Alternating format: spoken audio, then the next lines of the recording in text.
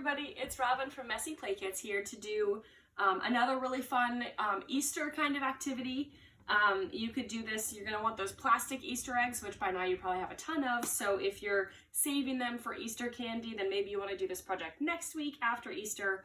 It's up to you. If you have them now and you got to entertain those kids, it's a great one. So if I was doing this with kids, I would probably do this outside on butcher paper or an old sheet if I had it, since it's just me and I can contain myself a little bit more. I'm going to do it just to demo it up here on just a regular piece of paper. You can certainly do it that way too with kids, but it is egg dripping, like splatter painting, drip painting with plastic Easter eggs. Super fun, super easy. The sample I made, I just made it, so it's still a little bit wet.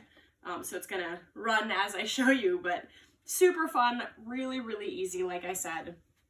So what you're gonna need for this is some washable paint. I always use Discount School Supplies Colorations brand. And I really like to work with primary colors because you get such good color mixing that way. Whatever colors you have on hand, that should work. If you don't have any paint, you could try doing this with food coloring. I would probably like dilute it in water just to make it last a little bit longer. You could try liquid watercolors also. But if you're using paint, you want it watered down anyway. So you want it to be pretty runny, and you'll see why in just a minute. I have actually just watered it down in the containers themselves, and I put a W on top so I know as I'm looking at it, this is my watered down one. You could just mix it in like a 1-to-1 ratio in a little bowl if you want. So you need your paint, you need your paper. Like I said, if I was doing this with kids, I might do it on a bigger butcher paper thing outside. And then last but not least, you'll need plastic Easter eggs. You're gonna need the ones that actually have holes in them.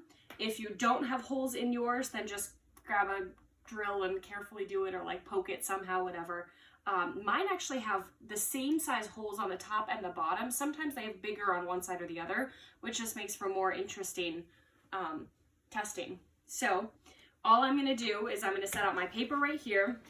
I'm going to take my plastic Easter egg, and I specifically chose the blue, the yellow, and the pink, which is as close to primary colors as I could get because I want to have the color matching. If you don't care about that, that's fine. But with young kids, it's kind of nice to do that. With slightly older ones, you could also have them try to help you with this part. But I would get my area all set up and have my paper ready to go, because as soon as you put the paint into the egg, guess what happens? It starts dripping out that hole. That's exactly what we want. So my blue is actually kind of thick still, so it does some really nice drips. So I'm going to go ahead and squirt a little more paint in there, and I'm going to cap it off. If your paint was in a bowl, you could just use a spoon to fill the eggs, and then you can kind of shake it. And if you flick it, you get some more lines that way, but just kind of shake it around like that. All right, let's set the blue off to the side. Now my red, I know this from my sample I just did, my red is a lot thinner than my blue is. So I'm gonna make sure that I'm ready for this one, because as soon as it goes in, it just starts coming right out that side. Whee! So that's gonna be a very different sort of thing. I can't really flick this. I can a little bit, but it's still just gonna drip because this one is a much thinner ratio, which is just an interesting thing to know. All right, let's get a little bit of yellow. I'm gonna grab my yellow egg for this one. Whee! And there it goes. And I can put the top on it if I want to. Maybe then I can do a little more intentional shaking with it, because I've got a cover on it now, so I can be a little more enthusiastic. Whee! There we go. And since this is a small thing and it's still pretty wet, I can actually, let's see what I can do with these drips. So we're getting some really cool color mixing there in the middle. I like the way that that looks. Maybe even blow on it a little bit.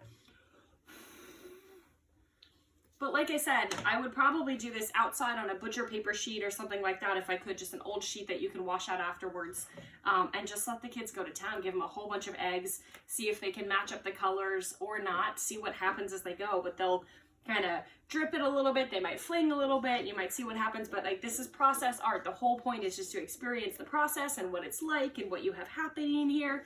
We've already got some really good green showing up there as the yellow and the blue mix together.